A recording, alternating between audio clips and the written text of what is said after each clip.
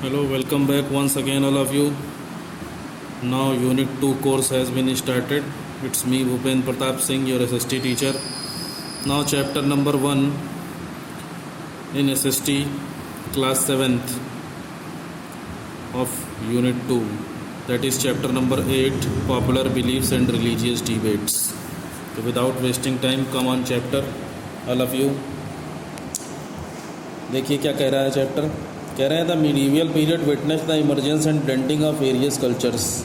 Medieval period यानी मुग़लों का जो समय है, जो मध्यकालीन युग है, वो इस बात का सबूत है कि यहाँ पर बहुत सारी संस्कृतियों का जो मिक्सचर है, कल्चर्स का जो मिक्सचर है, वो निकल करके आया है मिडीवियल पीरियड में. One important aspect of this cultural amalgamation was the rise of many new religious beliefs and ideas. एक बहुत ही जो इम्पॉर्टेंट बात है, एस्पेक्ट मतलब बात है, इस संस्कृति के मिक्सचर की, एमालगमेशन मतलब मिक्सचर, संस्कृति का जो ये मिश्रण है, इसकी सबसे इम्पॉर्टेंट बात ये है was the rise of many new religious beliefs and ideas. वो ये थी कि इस टाइम में बहुत सारा आपका धर्म से जुड़े हुए जो विश्वास हैं और जो विचार हैं, वो इस समय बहुत ही तेज़ी से आए. The period saw the emergence of two new religious movements. इसी समय दो जो है वो नई धर्म की जो मूवमेंट हैं वो शुरू हुए. द भक्ति मूवमेंट और सूफी मूवमेंट. मूवमेंट कोई आपका आंदोलन से लेना देना नहीं है, ठीक है. एक जो है कह लो पीरियड चला, एक समय चला, एक टाइम चला, जिसे मूवमेंट के नाम से बोल रहे हैं इसमें. तो जो भक्ति मूवमेंट और जो सूफी मूवमेंट हैं, ये दो ऐसे धाराएं हैं कह लो, या फिर दो ऐसे समय हैं जो कि इसी पीरियड में यानी मिडीवियल पीरियड में शुरू हुए थे. रिलीजियस थिंकर्स यानी धर्म के बारे में जो सोचने वाले लोग हैं, reached out to the common masses. वो साधारण लोगों तक पहुँचे. And preached simple ways to connect to God. और बहुत ही साधारण तरीके बताए उन्होंने कि खुद से भगवान को कैसे जोड़ा जाए, ईश्वर से कैसे कनेक्ट हो सकें. तो सबसे पहले भक्ति मूवमेंट के बारे में हम लोग जानेंगे. The world bhakti means devotion. ये जो शब्द भक्ति है, इसका मतलब होता है devotion. This term is use to describe the bond between devotee and God. ये जो शब्द है, इसका डिस्क्राइब इसलिए किया जाता है क्योंकि ये भक्त और भगवान के बीच के संबंध को, उनके रिलेशन को बताता है. The devotees worshipped God. भक्त लोग जो हैं वो भगवान की पूजा करते हैं थ्रू सॉन्ग्स, गानों के जरिए और ध्यान लगा करके. In contrast to the complex. अगर बहुत ही जो कॉम्प्लेक्स चीज़ें हैं, उनके कंट्रास्ट को हम जानेंगे, यानी कंट्रास्ट बोलते हैं आपका प्रसंग, हिंदी में संदर्भ प्रसंग सब लिखते हैं जब गद्यांश को आप पढ़ते हैं. तो इनके कंट्रास्ट यानी अगर ब्रीफली अगर हम जानना चाहें अपने रीति रिवाजों के बारे में जो कि पुराने समय में चलते थे, तो उस समय तो bhakti movement followed a simple approach to connect to God. जो भक्ति मूवमेंट का समय है, उसमें बहुत ही साधारण तरीके से ईश्वर से जोड़ने को बताया गया है खुद को. Like Buddhism and Jainism. Buddhism और जैनिज्म की तरह द भक्ति movement did not believe in the rigid caste system. ये जो भक्ति मूवमेंट था, ये बहुत ही कठोर जो जाति प्रथा हमारे यहाँ चल रही थी, जो कास्ट सिस्टम चल रहा था, उसमें विश्वास नहीं करता था.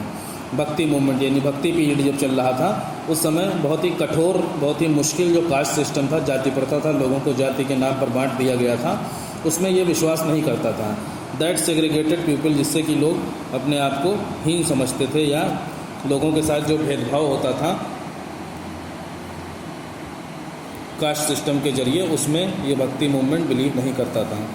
The Bhakti movement that emerged during the medieval period in India originated in South India and spread northwards from there. भक्ति मूवमेंट जो कि भारत में मिडीवियल पीरियड में आया था साउथ इंडिया से, वो धीरे धीरे नॉर्थ डायरेक्शन में भी फैलता रहा. The spread and popularity of the Bhakti movement can be credited to the Alwars and Nainars that moved around from one place to another, spreading the idea of Bhakti. यानी भक्ति movement को फैलाना और लोगों के द्वारा उसको पॉपुलर करना, इसका क्रेडिट अलवार्स और नैनार्स लोगों को जाता है, जो कि एक जगह से दूसरी जगह मूव करते थे और भक्ति के विचारों को लोगों तक फैलाते थे या लोगों तक पहुंचाते थे. अब ये अलवार्स और नैनार्स थे क्या, इसको देखना है. Between the 7th and 9th century, the Alwars and Nainars strengthened the Bhakti movement in South India. 7वीं और 9वीं शताब्दी में अलवार्स और नैनार्स लोग जो थे, इन लोगों ने साउथ इंडिया में भक्ति मूवमेंट को बहुत मजबूत बना दिया, यानी लोगों के अंदर भक्ति की जो भावना थी उसको खूब कूट कूट कर पहुंचा दिया। The Alvar and Nayanars preached in Tamil and Telugu. ये अलवार और नैनार लोग जो थे ये तमिल और तेलुगु भाषा में अपने उपदेश देते थे। विच वर द लोकल लैंग्वेजेस, जो कि उस समय की स्थानीय भाषाएं यानी पर्टिकुलर एरिया में बोलने वाली भाषाएं हुआ करती थी। And therefore easily understood by common people, और इसलिए लोग आसानी से इनकी बातों को समझ जाया करते थे। They belong to different caste. ये अलवार्स और नैनार्स अलग अलग जातियों से संबंध रखते थे। सम सेंट्स और ब्राह्मणास, कुछ जो इसमें संत महात्मा थे वो ब्राह्मण जाति से थे। While many also came from the lower caste, बहुत सारे ऐसे संत महात्मा थे जो कि नीची जातियों से आए हुए थे। Many saints were common people, बहुत सारे संत महात्मा साधारण लोग थे।